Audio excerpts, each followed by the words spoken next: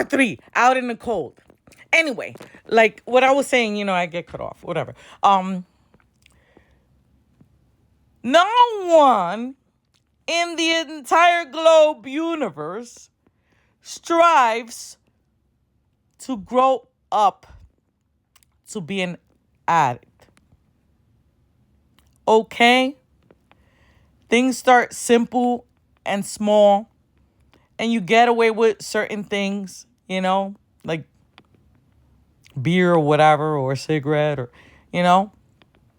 and you think that it's probably going to be the same, and you escalate, and then you get stuck and snagged. It was not your intention.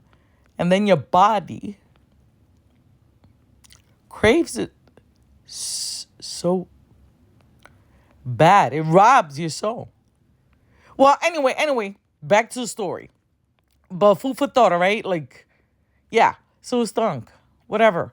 So she has not been treated like a human in years, throughout her addiction. And anyway, I go and, she finishes up her food and stuff like that. And, so do I. So, like, we're ready to leave. And I go and I say, hey, like, do you want dessert or something else in the menu? She says, no, I'm good. And I'm like, what? I expected her, all right, to order extra so she could sell the food. Because facts, that's how it be. No. She didn't want to take advantage. And so I was really kind of trying to convince her. So she did order something, a little pie and a hot chocolate. Yeah. So I felt beautiful and good, whether she was going to sell it or not. But I know she wasn't. So, order the food, go outside. I give her a hug. I hug her little bones, And she was so grateful and she was crying.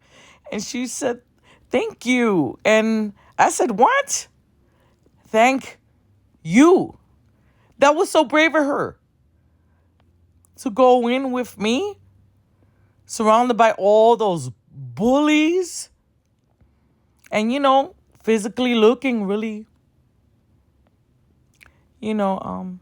ill. But she chose to go in with me.